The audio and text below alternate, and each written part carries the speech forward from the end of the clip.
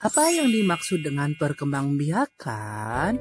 Perkembangbiakan adalah kemampuan makhluk hidup memperbanyak diri dengan menghasilkan keturunan baru.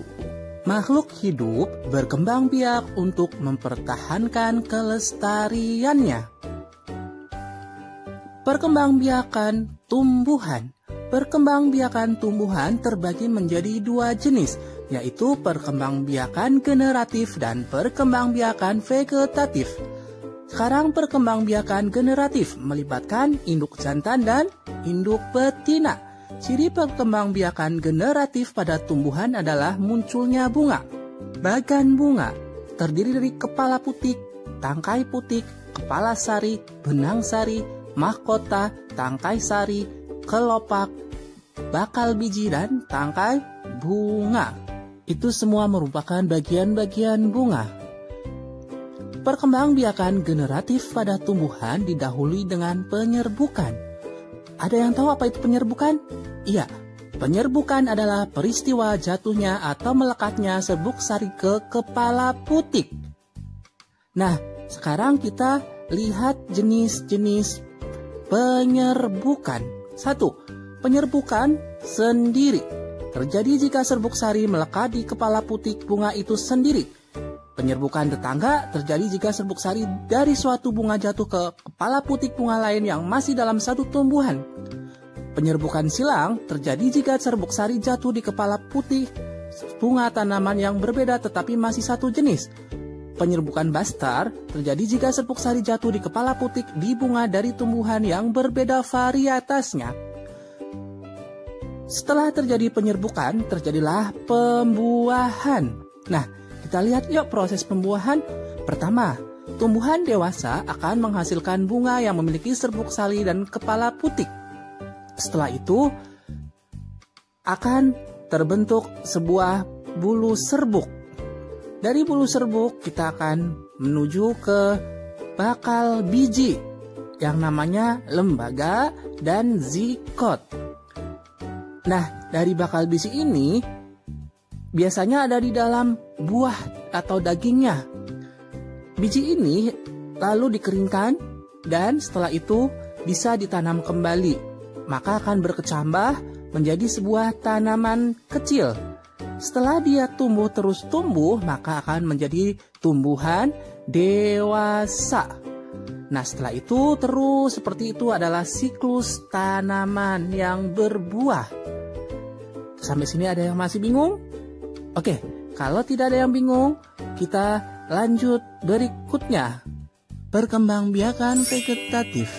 Perkembangbiakan vegetatif tanpa melibatkan induk jantan dan induk betina. Nah, jadi kalau perkembangbiakan vegetatif tanpa membutuhkan induk jantan dan induk betina. Tujuan dari perkembangbiakan vegetatif adalah untuk menghasilkan individu baru yang memiliki sifat seperti induknya. Perkembangbiakan secara vegetatif terjadi menjadi dua, yaitu alami dan buatan. Contohnya, yang alami, pertama itu ada spora, tanaman spora ya. Tanaman spora ini berupa butiran kecil yang menghasilkan spora. Terdapat pada tumbuhan paku dan lumut. Biasanya tumbuhan ini hidup di dataran yang lembab. Berikutnya ada tunas. Tunas adalah tumbuhan muda yang tumbuh dari bagian tubuh induk tumbuhan. Contohnya pada bambu dan pisang. Berikutnya ada akar tinggal. Akar tinggal adalah bagian batang yang tumbuh mendatar di dalam tanah. Contohnya jahe dan lengkuas. Berikutnya umbi lapis. Umbi lapis terbentuk dari tumpukan daun yang tersusun rapat. Contohnya pada bawang dan tulip. Berikutnya umbi batang. Umbi batang, pada permukaan umbi batang terdapat mata tunas yang akan tumbuh menjadi tunas. Contoh, kentang dan bengkoang. Kita bisa lihat di sini ada mata tunas. Berikutnya, umbi akar. Umbi akar merupakan bagian akar yang membesar karena berisi cadangan makanan. Contohnya pada tanaman wortel.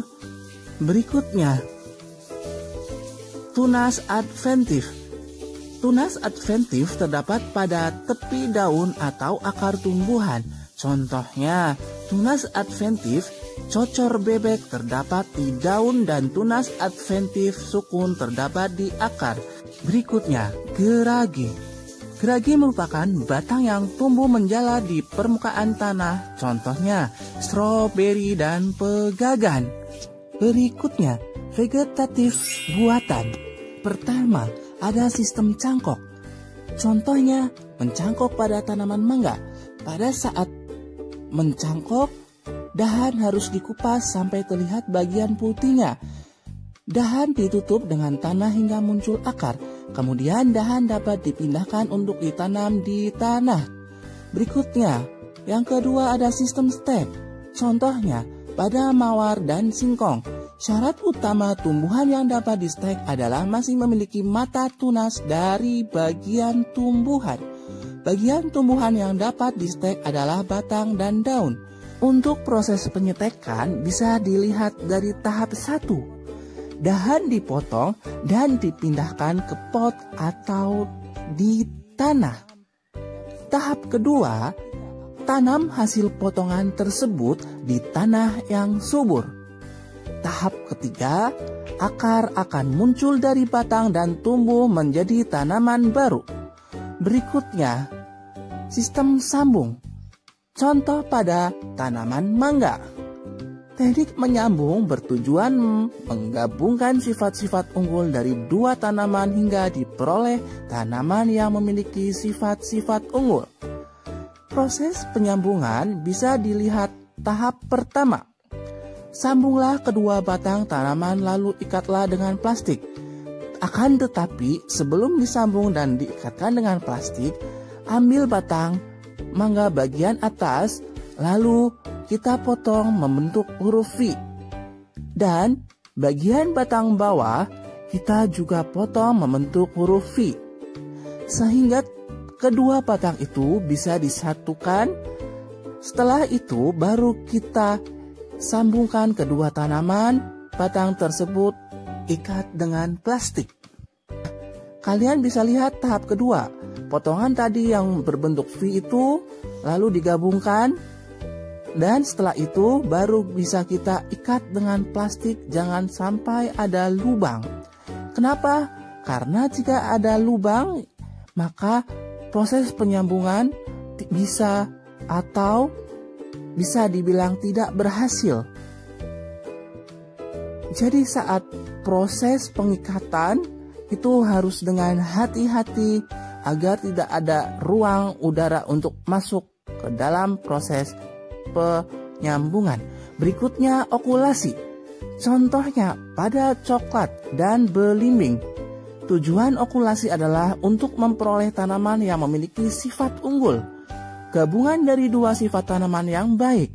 Nah, kita bisa lihat proses pengokulasian. Pertama, iris kulit batang induk. Kedua, iris kulit tanaman yang memiliki tunas selebar irisan pada tanaman induk lalu tempelkan pada tanaman induk. Ketiga, ikat bagian atas dan bawah tunas dengan plastik. Lalu biarkan beberapa hari kemudian tunas yang ditempel akan tumbuh. Berikutnya, kita ke yang terakhir, tanaman runduk. Contohnya pada tanaman stroberi dan arbei. Merunduk dilakukan dengan cara membenamkan bagian batang suatu tumbuhan di dalam tanah. Syarat utamanya adalah tanaman memiliki batang yang mudah dibengkokkan. Nah, itu semua merupakan perkembangbiakan tumbuhan.